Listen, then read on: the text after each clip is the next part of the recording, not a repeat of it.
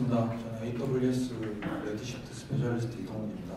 이 제목을 지금 오해와 진실로 이렇게 써놓은 이유가 사실은 이 발표를 갖다가 요청을 받고 작년 때 제가 우리 데이터 엔지니어 카톡방에 이제 들어가서 작년에 이제 진행됐던 내용들을 보니까 작년에 이제 진행된 내용 중에 두 개가 이제 레드시프트랑 되게 많은 내용들을 이야기를 하고 계시더라고요. 근데 그러면서 이후에 옛날 레드시프트에 대해서 이야기를 하고 계셔서 뭔가 이렇게 오해가 생기실 것 같아서 오해를 좀 풀어드리고 최근에 이제 레드시프트가 변화된 내용들이 많기 때문에 그 점에 대해서 좀 말씀드리려고 준비했습니다.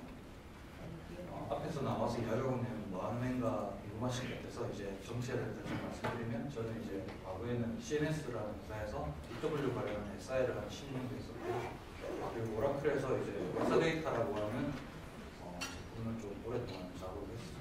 클라우드 좀 했었고 그리고 아마존에서 레드시프트 스페셜리스트로 1년 넘게 일을 하고 있습니다. 주로 이제 레드시프트 POC 위주로 이제 작년에는 많이 활동을 했고 올해는 POC 외에 이제 발표라든가 이런 것들을 좀 많이 해보려고 생각 중입니다. 레드시프트의 역사에 대해서 이제 말씀을 드리려고 하는데 이게 말씀드리려고 하는 이유가 지금 많은 이제 어떤 발표들에서 전통적인 클라우드 DW는 뭐 이렇다 저렇다라고 말씀하시는데 그분들이 말씀하시는 그 전통적인 클라우드 DW가 바로 얘입니다.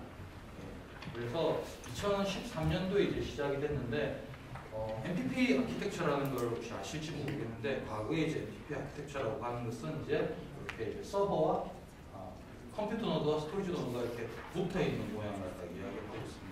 그래서 이런 거에 대해서 이제 컴퓨팅을 갖다가 확장시키려고 하면 스토리지까지 확장이 되거나 또는 내가 용량이 모자라서 스토리지를 확장하려고 하면 컴퓨팅까지 확장이 돼야 되나 이런 식의 이제 약간 조금 플렉서블하지 않은 구성이었죠. 그래서 이런 식의 아직도 이제 레드시프트에 이런 형태의 구성이 남아있긴 합니다. 이게 이제 DC 타입이라 그래가지고 컴퓨팅 노드로 되어 있고 SSD로 지금 데이터 스토리지가 구성이 되어 있는 이런 구성이 남아있긴 합니다. 이게 이제 현재 레드시프트 DC 타입이라고 하는 거고 사실은 방금 말씀드렸던 것처럼 이런 아키텍처의 어떤 유연하지 못한 부분이 있기 때문에 2019년 12월달 이제 2020년 정도라고 보시면 되는데 이때 이제 RA3 구조라는 게 나오게 됩니다. RA3 구조라고 하는 것은 보시는 것처럼 이렇게 스토리지가 이렇게 분리가 돼서 스토리지 따로 이제 컴퓨터 노드 따로 이렇게 두 개가 나눠져서 작동을 하게 되는 겁니다. 그래서 스토리지가 그러니까 용량이 모자라. 그러니까 뭐 작년에 이제 발표된 내용을 보면 그러니까 용량이 모자란다 이런 말씀 드시는데 RE3 타입을 쓰시게 되면 용량과 컴퓨터 노드가 따로따로 오기 때문에 그래서 더 이상 용량이 모자라지 않습니다. 용량은 용량대로 확장이 되고 그다음에 그 확장되는 스토리지는 이제 오토 매니지먼트로 작동하고 있습니다. 그리고 컴퓨터 노드도 이제 원하시는 타입 여러 가지로 구성해서 마음대로 확장해서 쓸 수가 있고요. 그리고 스토리지 모드는 앞에 이제 DC2 타입 같은 경우는 올 SSD로 구성이 되어 있는데 S3 플러스 SSD로 구성이 되어 있는 RMS라고 하는 구성으로 오게 됩니다. 그래서 이제 RA3 타입은 총 3가지 타입 이렇게 구성이 되어 있고요. 그래서 뭐 X 플러스 4X라지, 그다음에 16X라지 이렇게 이제 구성되어 있습니다. 레드시프트에 대해서 이렇게 뭐 복잡하다 이렇게 말씀하시는 분들이 있는데 사실은 알고 보면 DC 타입, 그리고 RA3 타입 이렇게만 사실은 구성이 나눠져 있다고 보실 수가 있습니다. 그 다음으로 이제 또 조금 보셔야 될 만한 구성이 지금 2021년 3월달에 오게 된 데이터 쉐어링이라고 하는 기능입니다. 방금 제가 설명드렸던 것처럼 이제 스토리지랑 컴퓨터가 나눠지게 되지 않았습니까? 그러면 이제 나눠진 이 스토리지를 그냥 이 스토리지랑 이 컴퓨터들과 스페어로 쓰게 되면 그냥 일반적인 구성이 되는데 이 스토리지에 대해서 다른 그 컴퓨터 노드 클러스터를 만들고 이 클러스터한테 너도 이 스토리지를 읽을 수 있도록 원하는 주께 이게 이제 데이터 쉐어링입니다. 그래서 동일한 거에 대해 이 스토리지에 대해서 읽기 쓰기를 다 담당하게 되는 이런 RA3가 있고요. 그다음에 이 클러스터는 그냥 이걸 갖다가 데이터를 복제하지 않고 권한을 부여해서 바로 읽기를 사용할 수 있도록 만들어 드릴 수가 있습니다. 여기까지가 지금 데이터 쉐어링이라고 하는 구조고요. 마지막 세 번째가 이제 작년 7월달에 보게 된 서브리스 구조입니다. 서브리스 구조 방금 이제 보셨던 RE3에다가 데이터 쉐어링에 서브리스까지 결합을 하게 되면 이제 전통적인 그 클라우드 DW에서 가지게 되는 어떤 유연성이 부족하거나 이런 것들을 다 해결할 수가 있거든요. 서브리스 같은 경우에는 이렇게 만들어지게 됩니다. 그래서 그냥 다 관리되는 거고요. 그 다음에 사용하시는 만큼 파급이 되게 됩니다. 그래서 S3 같은 것들도 이제 스펙트럼으로 다 조회가 가능하시고, 서브리스에서 조회하는 또 스펙트럼은 그냥 저희들이 알고 계시는 RE3에서 조회하게 되면 스펙트럼의 비용이 그 용량에 따라서 발생하게 되는데, 서브리스는 스펙트럼을 사용하게 됐을 때 서브리스 비용만 나가게 됩니다. 그리고 퀄이나 스캐너로 과금하는 그런 스타일이 아니고요. 그 서브리스 노드가 떠 있는 시간에 따라서 과금이 되게 됩니다. 그리고 VPC를 통해서 전체적으로 이제 보안을 갖다가 처리하게 됩니다. 조금 더 설명을 드리면, 이게 서브리스든 프로비전이든지 간에 또 비슷한 형태를 가지게 되는 게, 지금 그림이 작아서 안 보이겠지만 그냥 간단하게 말씀드리면, 여기 가운데 이렇게 VPC를 갖다가 설정하는 부분과 그리고 그 서브넷 설정하는 부분, 그리고 IM로를 갖다가 설정하는 부분, 이런 것들이 정리가 되어 있습니다. 레드시프트에 대해서 이제 어떤 분들이 말씀하실 때, 레드시프트는 뭐 설정해야 되는 내용들이 많고, 그다음에 뭐 서버 선택에 대해서 복잡하다고 말씀하시는 분들도 계신데요. 사실은 그렇게 저는 조금 다르게 생각합니다. 이런 VPC라든가 IM로이라든가 그다음에 뭐 시큐리티 그룹이라 이런 것들은 사실은 회사에서 쓰는 이런 환경이라면 당연히 설정이 돼야 되는 부분이라고 생각을 합니다. 이게 복잡하다라는 이유만으로 이걸 빼버리게 되면 향후에 이제 사실 회사 같은 경우는 규제가 많기 때문에 그런 규제에서 나중에 문제가 발생할 수 있고, 필요가 하게 되었을 때 선택할 수 없는 그런 문제가 생길 수가 있습니다. 그래서 고객의 데이터가 클라우드상에서 어떤 식으로 명확하게 격리가 되는지에 대해서 확인해 보셔야 될 필요가 있고요. 그리고 서브리스 같은 경우는 현재는 한국에서는 RPU가 32 RPU에서 이제 512 RPU까지 설정이 되게 됩니다. 그리고 밑에 보시면 여기 8 RPU라고 되어 있는데, 8 RPU 같은 경우에는 이번에 새로 이제 저희들이 출시했으니까 새로 나온 피처가 되고, 현재 미국이랑 몇 군데 이제 적용이 되어 있습니다. 조만간 이제 한국에도 적용이 될 거라고 생각합니다. 그래서 서브리스는 되게 조그만한 이제 RPU부터 시작해서 되게 많은 형태의 RPU까지도 한꺼번에 이제 설정해서 구사하실 수가 있고요. 과금에 대해서 말씀드리면, 밑에 잠깐 써놨지만 최소 과금은 60초 이후로는 1초 단위로 과금이 되고 있고요. 그리고 지금 만약에 이제 보시는 것처럼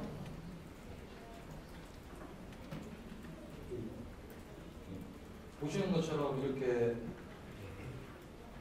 만약에 이런 식으로 사용이 됐다고 했을 때, 지금 이렇게 세 번이 하나, 두 쿼리 세 개가 3분 이내로 데이터가 들어가게 되면 그냥 쿼리 세 개를 따로 과금하는 게 아니라 클러스터가 떠있을 때 시간만큼만 과금이 되게 되고요. 그 다음에 또 쿼리 한 번, 그 다음에 쿼리 한 번, 또 쿼리 한 번 들어가게 되면 총 사용 시간의 합으로 이렇게 과금이 되게 됩니다. 서브리스는 이런 식으로 과금이 된다는 것만 알고 계시면 될 것 같고요. 그리고 제가 이제 잘못된 비난이라고 써놨는데, 저희들 그러니까 레드시프트가 이제 클라우드에서 오래된 제품이기도 해서 여러 업체들이 레드시프트에 대해서 기존의 이제 전통적인 클라우드 DW는 이러하다 저러하다고 말씀하시는데, 그 중에 하나가 복잡하다 이렇게 말씀을 하는데 복잡하지 않습니다. 실제로는 RE3랑 DC2 두 가지밖에 없고요. 그 다음에 이제 IM로이나 VPC 같은 경우에는, 지금 저희 레드시프트 같은 경우에는 프라이빗 VPC가 만들어지게 되고, 그 VPC가 고객의 VPC로 연결이 되게 됩니다. 그래서 고객의 VPC 내에서 실제로 관리가 되고 있고요. 그리고 인스턴스가 왜 이렇게 많냐라고 말씀을 하신다면 사실은 가격 때문입니다. 저희들이 서브리스 같은 경우에는 내부적으로 인스턴스 하나밖에 없어요. 그런데 이제 프로비전드 같은 경우는 여러 개의 인스턴스가 있는 이유가, 결국에는 고객들도 이제 기업 단위에서 운영을 하게 되면 사실은 되게 세밀하게 조정해야 될 필요가 있거든요. 그래서 이런 인스턴스가 되게 다양하고 크게 이제 움직이게 되면 비용 조절에 대해서 세밀하게 조정하기 힘드십니다. 그래서 저희들은 X3 플러스 4X라지, 16X라지 이런 형태로 이제 쉐입을 여러 가지를 제공하고 있는 부분. 그래서 이런 부분들에 대해서 좀 이해를 주시면 좋겠고요. 그리고 이렇게 또 말씀하세요. 레드시프트가 급격한 이제 이런 워크로드에 대응하기 힘들다고 말씀하시는 그런 분들이 계시거든요. 그렇지 않다라는 걸 말씀드리고 싶은 게, 실제로 이제 운영 같은 걸 해보시면 야간에 이제 배치로 인해서 이렇게 크게 돌아가는 작동하는 부분이 있는데 이런 식으로 이제 배치로 인해서 자원이 많이 필요한 상황 그리고 뭐 오전에 사람들이 많이 쓸 때 이런 게 있을 때 아까 말씀드렸던 이런 이제 프로비전드와 그다음에 서브리스를 섞어서 사용을 하시게 되면 서브리스 쪽으로 이제 뭐 ETL이라든가 이런 것들 갖다가 넘겨주고 그러니까 하루에 잠깐 쓰는 부분들을 서브리스 쪽으로 그리고 서브리스는 이제 여러 가지 형태의 RPU를 갖다가 정의할 수 있다고 말씀드렸잖아요. 서브리스 여러 개를 만들어낼 수도 있거든요. 그래서 서브리스 형태의 작업과 그다음에 프로비전드 형태 우리가 늘 사용하고 있는 것들에 대해서는 프로비전드 쪽으로 만약 이렇게 그 부하를 갖다 나눠 주시게 되면 성능과 이제 비용 요 두 개를 갖다 다 잡을 수 있도록 만들 수가 있습니다. 그리고 방금 보여드렸던 게 제일 간단한 구성이고 조금 더 복잡하게 아키텍처를 만들게 되면 보여드린 것처럼 이제 메인 그 DW 하나 있고요. 이렇게 메인 DW 하나 있고 그 다음에 ETL 전용 DW 이렇게 하나 만들어서 두 개를 다 쉐어링을 걸어주게 되고 혹시 우리가 이제 뭐 마케팅이나 이렇게 일반적으로 잠깐만 쓰는 어떤 부하가 필요하다고 하면 이런 식으로 클러스터를 만들고 그리고 특정 비즈니스, 특정 사업부 같은 데서 우리의 어떤 뭐 데이터 분석이라든가 잠시적으로 필요하다고 만든다. 그렇게 낮에만 쓴다고 한다면 그런 식으로 이제 스케줄로 데이터를 올렸다가 DB를 내렸다가 이런 식으로 하면 가능하거든요. 지금은 제가 4개만 보여드렸지만 사실은 우리 레드시프트 크게 쓰는 고객들은 되게 많은 클러스터를 서로 여러 가지 그 데이터 쉐어링으로 연결해서 사용을 하고 계십니다. 데이터 쉐어링을 사용하는 뭐 또 다른 여러 가지 방식들이 있지만 그것까지 설명하기에는 시간이 좀 부족하기 때문에 이런 식으로 우리가 설명을 드리려고 하고요. 마지막으로 이제 비싸다라는 말씀을 하세요.